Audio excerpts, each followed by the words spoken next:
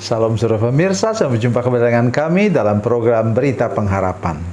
Saudara pemirsa, sering kita merasa kewalahan mengurus rumah tangga kita sendiri. Itulah kesalahan terbesar.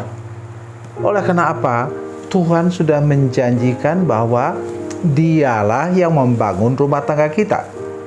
Mari kita berdoa sebelum kita lebih jauh mendengarkan firman Tuhan ini. Bapa, dalam nama Yesus, terima kasih banyak Tuhan untuk kebenaran firman Tuhan yang akan kami dengar sebentar. Berkati kami semua, jamah seluruh rumah tangga, keluarga-keluarga yang menyaksikan program ini, supaya kami mengerti benar bahwa Tuhanlah yang mau membangun rumah tangga kami. Terima kasih Tuhan, dalam nama Yesus, haleluya, amin. Saudara pemirsa, mari kita membaca dan merenungkan firman Tuhan dari Mazmur 127 ayat 1 sampai 5. Mazmur 127 ayat 1 sampai 5, yang kita renungkan ialah ayat 1 dan 2 saja. Demikian bunyi firman Tuhan. Jikalau bukan Tuhan yang membangun rumah, sia-sialah jerih payah orang yang membangunnya. Jikalau bukan Tuhan yang mengawal kota, sia-sialah pengawal berjaga-jaga.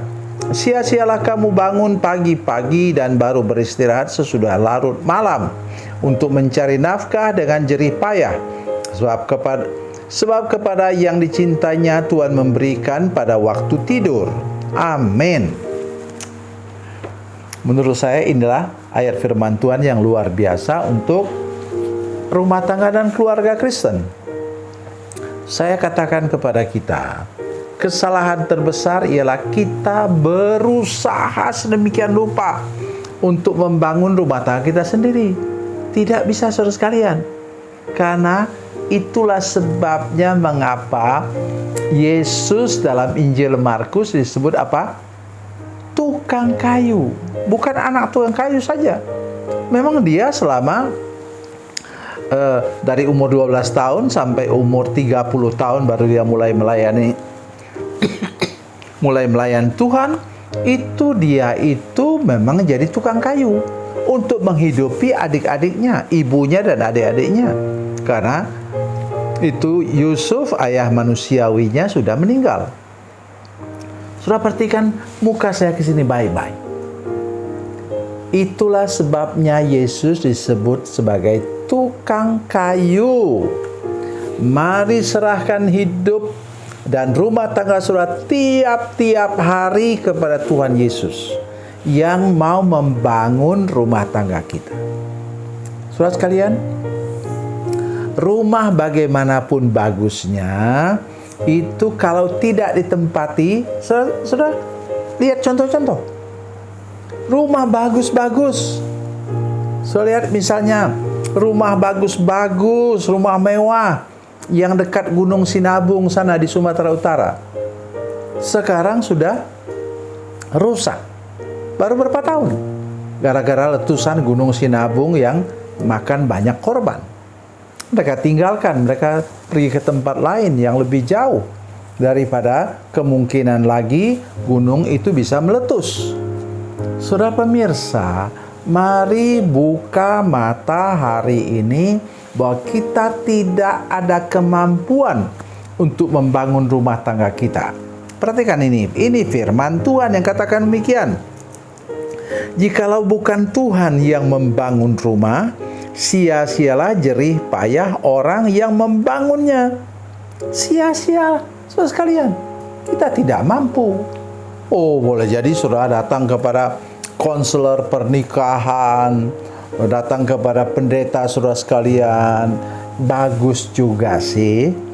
Tetapi lebih baik kalau saudara punya kesepakatan dengan pasangan saudara sekalian, supaya kita tetap tiap pagi berdoa untuk rumah tangga kita. Itu yang kami lakukan selama 42 tahun ini. Ya, jangan pernah salah. Ya, karena kami juga rumah tangga manusia. Kami adalah orang-orang yang masih berjuang untuk membangun rumah tangga yang baik. Berikutnya, jikalau bukan Tuhan yang mengawal kota, sia-sialah pengawal berjaga-jaga. Saudara sekalian, kita harus jujur. Keluar suamimu dari rumah, kita tidak bisa melihatnya lagi. Kita tidak bisa menjaganya lagi. Ya. Jangan begini. Pulang-pulang suami dari tempat kerja, mana handphone kamu? Terus diperiksa handphonenya. Lihat. Ternyata kamu tidak bekerja benar-benar. Ya. Itu, lihat ada yang sudah kamu hapus itu. Itu teknologi canggih sekarang memang berbahaya. Jangan buat begitu. Mari yang paling penting, bangun pagi seperti apapun kondisinya, bangun dan berdoa bersama, baca firman Tuhan bersama. Sekarang begitu banyak renungan-renungan dalam ini, gadget ini. Ya, renungkanlah itu sebentar dan kemudian baru berangkat kerja. Dan saudara, ibu-ibu mulai mengerjakan segala sesuatu di rumah. Atau sebaliknya, mungkin suami istri dua-duanya bekerja. Tapi mari kita ingat hal ini baik-baik.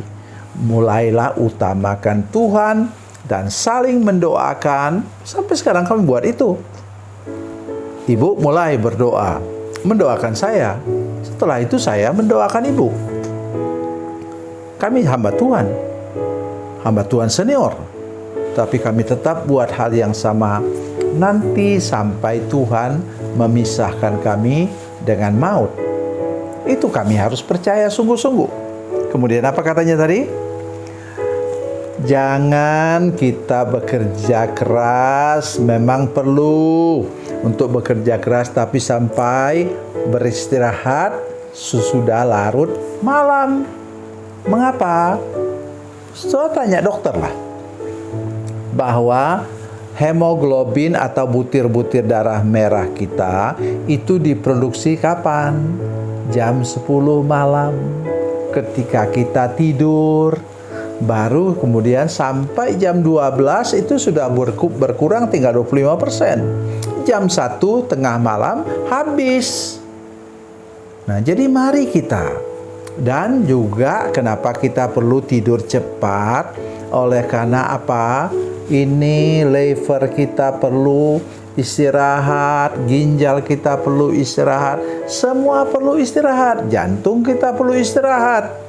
Sehingga nanti besok ketika kita mulai bekerja lagi, semuanya menjadi segar kembali. Tuhan Yesus berkati, Tuhan Yesus baik. Mari kita berdoa. Bapa, dalam nama Yesus, terima kasih banyak untuk firman Tuhan hari ini. Beri anugerah kepada kami semua, setiap rumah tangga, setiap keluarga, untuk mempercayakan pembangunan rumah tangga kami kepada Tuhan Yesus. Dan mempertaruhkan juga untuk Tuhan, tolong Engkau yang melihat segala sesuatu, menjaga suami atau istri atau siapa juga anak-anak kami ketika mereka keluar rumah. Terima kasih Tuhan, terpujilah nama-Mu. Dalam nama Yesus kami berdoa, haleluya, amin.